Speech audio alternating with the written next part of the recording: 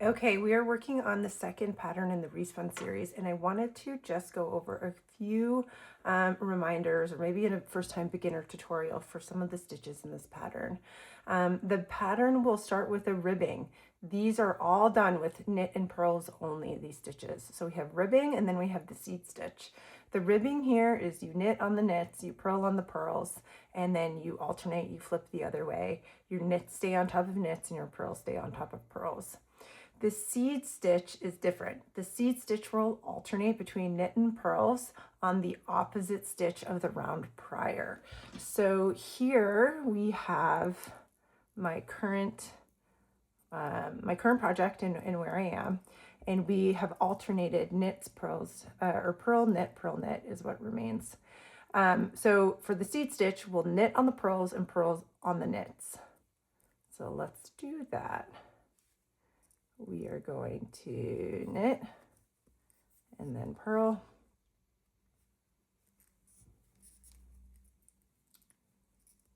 Knit, purl.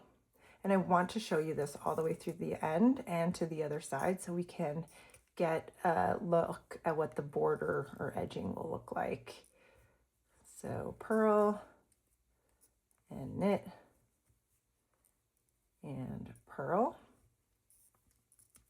And this pattern does not have a border, but it does have a decorative edging that looks like a braid.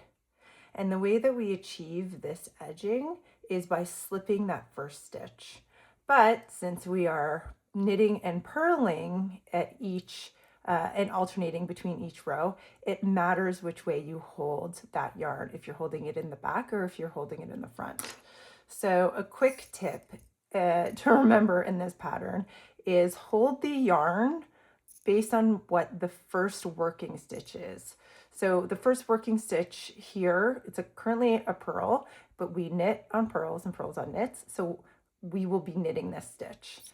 The way that we will slip that first stitch is with the yarn in back as if to knit. So we will slip that first stitch knitwise and then knit that first stitch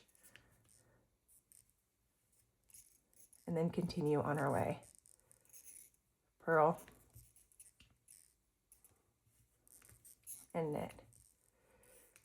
What we're avoiding in doing that is having the yarn actually cross over the edging so that we keep this braided look. And that's it. That's a quick tutorial. Literally all of the stitches you'll need to work up this blanket. It is as beginner friendly as it seems. Please comment, let me know if this was helpful or if you'd like to see anything else in addition, but beginners, try it out. Let me know. Thanks.